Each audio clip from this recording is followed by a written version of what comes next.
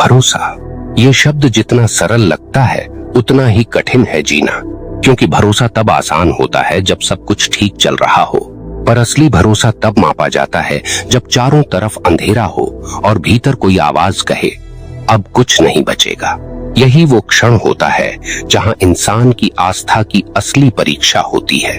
भगवान उस वक्त आपके सामने नहीं आते, वो देखते हैं कि क्या आप बिना दिखे उन पर विश्वास रख सकते हैं। ईश्वर की व्यवस्था कोई तेज हवा नहीं है जो तुरंत बहकर सब बदल दे।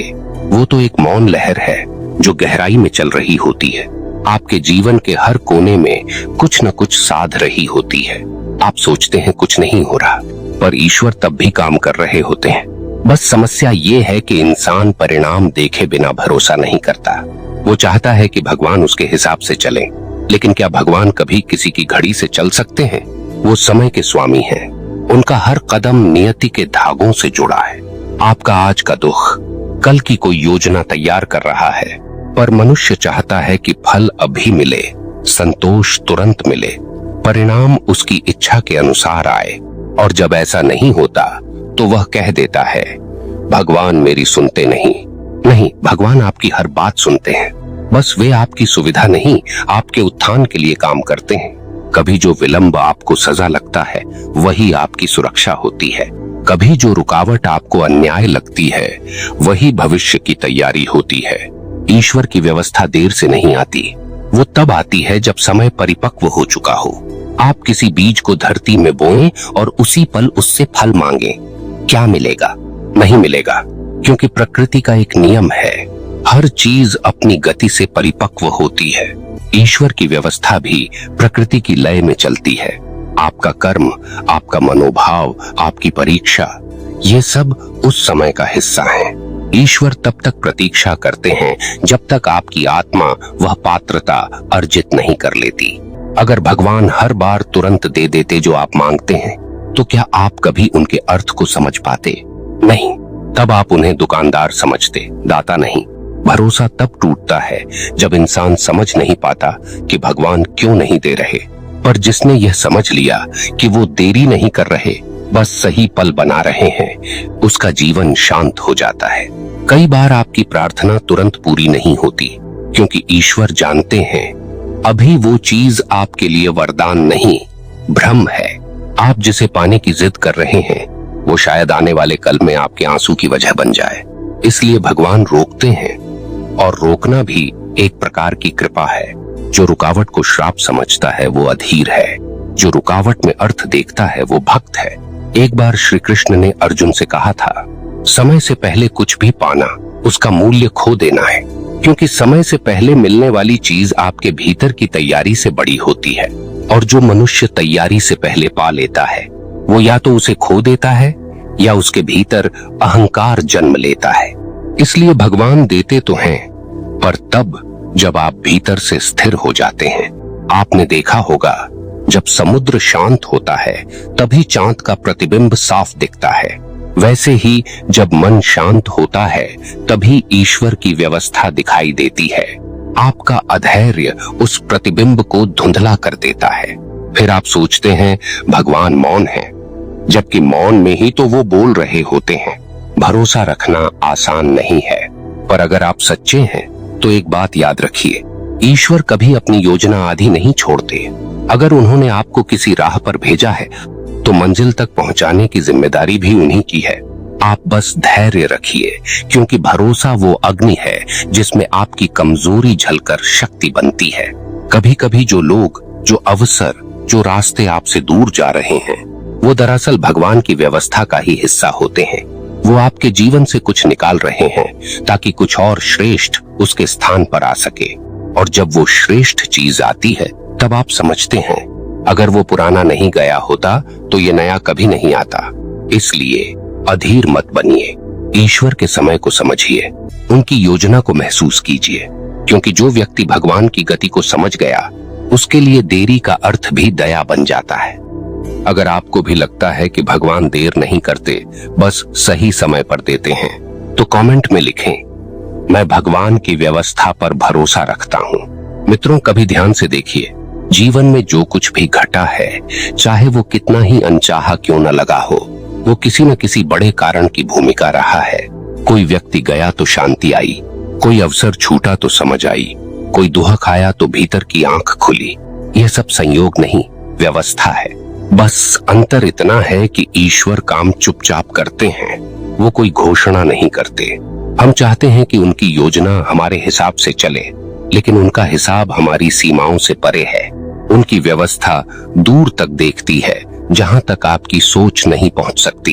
आप कहते हैं, प्रभु मेरे लिए रास्ता बना दो, और वो जवाब देते हैं, पहले तू अपने भीतर का कोहरा हटा ले, क्योंकि जब मन साफ होता है रास्ते अपने आप दिखने लगते हैं। कभी ये मत सोचना कि भगवान निष्क्रिय हैं, वे बस उतने ही सक्रिय हैं जितना आपका विश्वास जीवित है। जैसे ही आप भरोसा खोते हैं, व्यवस्था धीमी लगने लगती है, और जैसे ही आप शांत होकर कहते हैं, जो होगा भगवान की इच्छा से होगा, आप महसूस करेंगे कि चीजें धीरे धीरे अपने स्थान पर आने लगी हैं, क्योंकि उस क्षण आप प्रतिरोध छोड़ देते हैं। भरोसा दरअसल प्रतिरोध की अनुपस्थिति है, लेकिन मनुष्य को यह समझने में समय लगता है। वो भगवान से नहीं, परिणाम से प्रेम करता है, इसलिए जब परिणाम नहीं मिलता तो उसका विश्वास हिल जाता है। पर असली भक्त वही है जो परिणाम के बिना भी प्रेम करता है, जो भगवान से कह सके, प्रभु अगर आप दे रहे हैं तो अच्छा है, अगर नहीं दे रहे तो और भी अच्छा है। ऐसा व्यक्ति व्यवस्था को नहीं, व्यवस्था के रचयिता को देखता है। ध्यान दीजिए, आप जो भी चाहते हैं वो आपके कर्मों के बही खाते से जुड़ा है। भगवान उस किताब में गड़बड़ी नहीं करते। आपका हर कर्म, हर विचार, हर निर्णय सब गिना जा रहा है।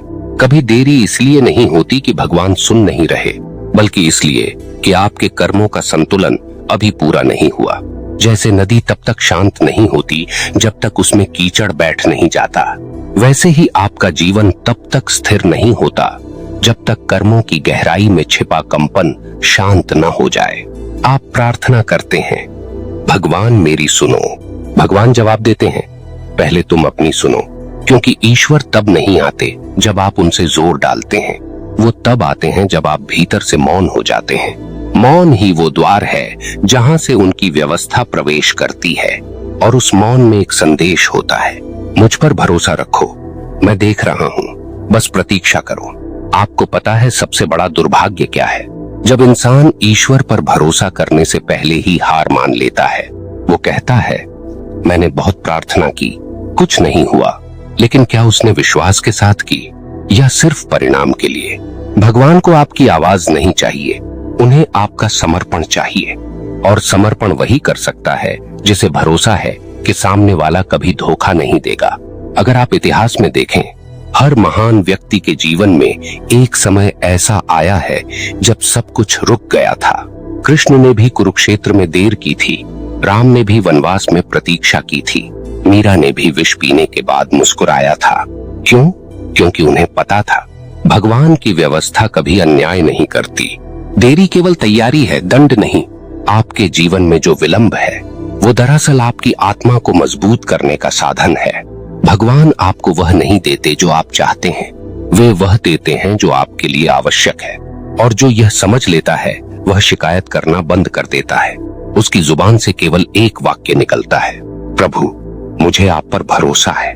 देखिए, कभी कभी जीवन ऐसा प्रतीत होगा जैसे सब गड़बड़ हो गया है, पर पीछे मुड़कर देखेंगे तो समझ आएगा वही गड़बड़ी आपको सही जगह पहुंचा रही थी। भगवान किसी से गलती नहीं करते, उनकी हर चूक में भी उद्देश्य छिपा होता है। बस हमारी दृष्टि सीमित है। आपको बस इतना करना है, अपनी दृष्टि को सीमाओं से मुक्त कर देना, वो भरोसा पैदा करना जो परिस्थिति पर नहीं, परमात्मा पर टिका हो। फिर चाहे परिस्थिति कितनी भी कठोर हो, आपके भीतर शांति बनी रहती है।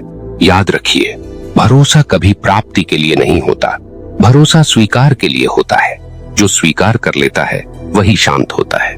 जो भरोसे में जीता है वो नियति से ऊपर उठ जाता है, क्योंकि उसके भीतर एक स्थायी वाक्य गूंजता रहता है, जो हो रहा है वही होना चाहिए। क्योंकि भगवान की व्यवस्था मुझसे ज्यादा जानती है कि मुझे कब, क्या और कैसे चाहिए। और जब ये वाक्य भीतर सच्चाई बन जाता है तो जीवन से डर मिट जाता है। तब असफलता भी मुस्कान बन जाती है और देरी भी प्रसाद। भरोसे में जीना मतलब खुद को भगवान के हाथों में छोड़ देना। और जब आप खुद को छोड़ देते हैं तब भगवान आपको थाम लेते हैं। कभी सोचिए, अगर हर चीज आपकी इच्छा के अनुसार होती तो क्या आपको भगवान की जरूरत महसूस होती?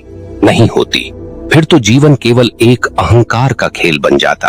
भगवान इसी भ्रम को तोड़ते हैं। वे आपकी योजनाएं इसलिए नहीं बिगाड़ते कि वे आपसे नाराज हैं, बल्कि इसलिए कि वे चाहते हैं कि आप समझें, जीवन तुम्हारे हिसाब से नहीं, तुम्हारे हित के हिसाब से चलता है। जो व्यक्ति भरोसे के साथ चलता है वो जानता है कि देर भी दैवीय है, क्योंकि जब भगवान किसी चीज को रोकते हैं वो दरअसल किसी बड़ी चीज की जगह बना रहे होते हैं। पर हम उस ठहराव में संघर्ष करने लगते हैं। हम चाहते हैं कि परिस्थिति जल्दी बदल जाए, पर भगवान चाहते हैं कि हमारा दृष्टिकोण बदल जाए, क्योंकि दृष्टिकोण बदल गया तो पूरी जिंदगी बदल जाएगी। आपको याद रखना होगा, ईश्वर कोई ठेकेदार नहीं जो ऑर्डर लेकर समय पर डिलीवरी करे। वो तो सर्जक है, और सर्जक हमेशा समय लेकर ही रचना करता है। जैसे चित्रकार धीरे धीरे रंग भरता है, वैसे ही भगवान भी आपके जीवन के कैनवास पर सावधानी से रेखाएं खींचते हैं। कभी नीला रंग घना करते हैं, कभी कोई रेखा मिटा देते हैं, क्योंकि उन्हें पूरी तस्वीर देखनी है। आप सिर्फ एक कोना देख रहे हैं। तो जब भी जिंदगी ठहरी हुई लगे, सोचिए, शायद भगवान इस वक्त कोई रेखा सुधार रहे हैं। आपसे कुछ छीन नहीं रहे, आपके चित्र को परिपूर्ण बना रहे हैं। भगवान की व्यवस्था का अर्थ समझिए। वो कोई चमत्कार नहीं जो आसमान से टपकता है। वो एक क्रम है जो आपके कर्मों, आपके धैर्य, आपके भावों के साथ जुड़ा हुआ है। जो कर्म से भागता है वो उस व्यवस्था से दूर हो जाता है, और जो कर्म करता हुआ भी भीतर से शांत रहता है वो उस व्यवस्था में विलीन हो जाता है। यही सच्चा समर्पण है। कभी ऐसा भी होगा कि आपका सब कुछ टूटता दिखाई देगा, रिश्ते, योजनाएं, आशाएं, और आप सोचेंगे अब क्या बचा। पर समय गुजरने के बाद आप देखेंगे जो कुछ टूटा उसने भीतर कुछ नया बना दिया। कभी कभी भगवान बाहर से आपकी नींव तोड़ते हैं ताकि भीतर से आपका मंदिर बन सके। जो इस सत्य को पहचान लेता है वो परिस्थितियों से नहीं डरता, क्योंकि उसे मालूम है जो गिर रहा है वो ईश्वर की योजना में आवश्यक है। आप देखिए, जब कोई संगीतकार वाद्य यंत्र को सुर में लाता है तो पहले उसकी तारों को कसता है। वो कसावट, वो तनाव, वही तो संगीत का आधार है। अगर वो कसावट न हो तो स्वर भी नहीं होगा। भगवान भी जब आपको कसते हैं तो इसलिए नहीं कि वो आपको तोड़ना चाहते हैं, बल्कि इसलिए कि वो आपके भीतर से स्वर निकालना चाहते हैं। और जब वो स्वर निकलता है तब जीवन गूंज उठता है भक्ति की मधुरता से। इसलिए जब कठिनाइयां आए तो भागिए मत, झुकिए मत, समझिए, क्योंकि जो समझ गया वो मुक्त हो गया। वो जान गया कि हर परिस्थिति, हर व्यक्ति, हर अनुभव भगवान की व्यवस्था का ही हिस्सा है। आप केवल अपने हिस्से की भूमिका निभाइए, बाकी ईश्वर संभाल लेंगे। क्योंकि जब आप सच्चे भाव से कहते हैं प्रभु मैं आपके हवाले, तब ईश्वर कहते हैं अब मैं तेरे हवाले नहीं, तू मेरे हवाले। और यही तो है पूर्ण भरोसा, जहां आप भगवान को नहीं ढूंढते बल्कि खुद को भगवान में ढूंढने लगते हैं। भरोसे में एक अजीब सी शक्ति होती है। वो आपको गिरते हुए भी थाम लेती है, रोते हुए भी मुस्कुराना सिखाती है, और खोकर भी पूर्णता का एहसास कराती है। क्योंकि भरोसा वो दर्पण है जिसमें आपको अपनी झलक नहीं, भगवान की झलक दिखती है। और जब वो झलक मिल जाती है तो फिर प्रश्न नहीं रहते, बस शांति रह जाती है। तो आज से जब भी जीवन देर करे, जब भी चीजें आपके हिसाब से न चलें, तो अपने मन में बस एक वाक्य कहिए, शायद भगवान की व्यवस्था रास्ते में है और वो समय से पहले कभी नहीं आती। बस उस भरोसे को जगा दीजिए जो हर तूफान में आपको स्थिर रखेगा, क्योंकि ईश्वर का समय हमेशा पवित्र होता है। और जब वो पल आता है तो सारा अंधकार एक ही क्षण में प्रकाश में बदल जाता है। आप विश्वास रखिए, भगवान की व्यवस्था देर से नहीं, पूर्ण समय पर पहुंचती है। आपका धैर्य, आपकी निष्ठा, आपकी प्रतीक्षा सब गिने जा रहे हैं। और जब वो क्षण आएगा, आपके भीतर केवल एक वाक्य गूंजेगा, प्रभु आपने कभी देर नहीं की, मैं ही अधीर था। तो मेरे प्रिय साथियों, अगर आज ये वाक्य आपके दिल में उतर गया हो तो बस इसे याद रखिए, भरोसा रखो, क्योंकि भगवान की व्यवस्था कभी गलती नहीं करती। जब आप थक जाएं तब भी भरोसा रखो, जब कुछ समझ ना आए तब भी भरोसा रखो, क्योंकि जब भरोसा टूटा नहीं